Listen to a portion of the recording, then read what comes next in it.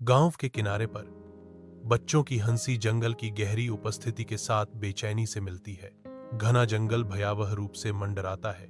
उसकी छाया गांव में फैलती है, जो छिपे हुए खतरों की निरंतर याद दिलाती है।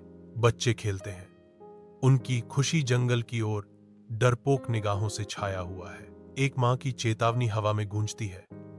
जंगल में एक चुड़ैल है, वहां मत जाओ। मां की चेतावनी के बावजूद जंगल का आकर्षण बना रहता है। बच्चों के साहस के लिए एक मौन चुनौती। गहरे होते हुए अंधेरे में राजू और सीमा खेलते हैं, अनजाने में जंगल की गोद में और गहराई तक प्रवेश करते हैं। जैसे जैसे परछाइयां लंबी होती जाती हैं, एक भयावह एहसास होता है, वे निराशाजनक रूप से खो गए हैं। आंसू भर आते हैं क्योंकि बच्चों का कोरस रात को भेदता है। हम घर जाना चाहते हैं, चुड़ैल हमें पकड़ लेगी। उनकी हताश गुहार गूंजती है, जो घने होते पेड़ों और बढ़ते डर के बीच खो जाती है। खोए हुए और अकेले राजू और सीमा जंगल के दिल में रोते हैं। उनकी चीखें रात में समा जाती हैं। अंधेरे से एक आकृति उभरती है। एक बूढ़ी औरत प्रकट होती है। उसका चेहरा समय का नक्शा है और उसकी आंखें कोमल प्रकाश के तालाब हैं। बच्चों को डर लगता है क्योंकि वे बूढ़ी औरत को देखते हैं।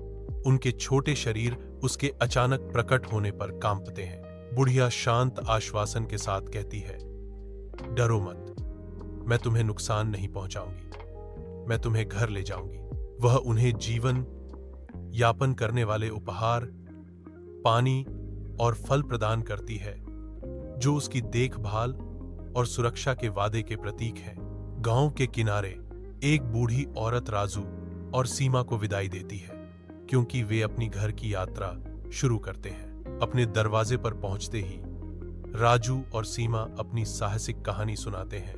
उनके चेहरे कहानी के रोमांच से जीवंत हो उठते हैं। ग्रामीण इकट्ठा होते हैं। उनके चेहरे बच्चों की कहानी के सामने विस्मय से भर जाते हैं। गांव वालों पर एक एहसास की लहर दौड़ जाती है। उनकी आंखें जंगल की ओर मुड़ जाती हैं। अब उसे डर के बजाय कृतज्ञता के साथ देख रही हैं।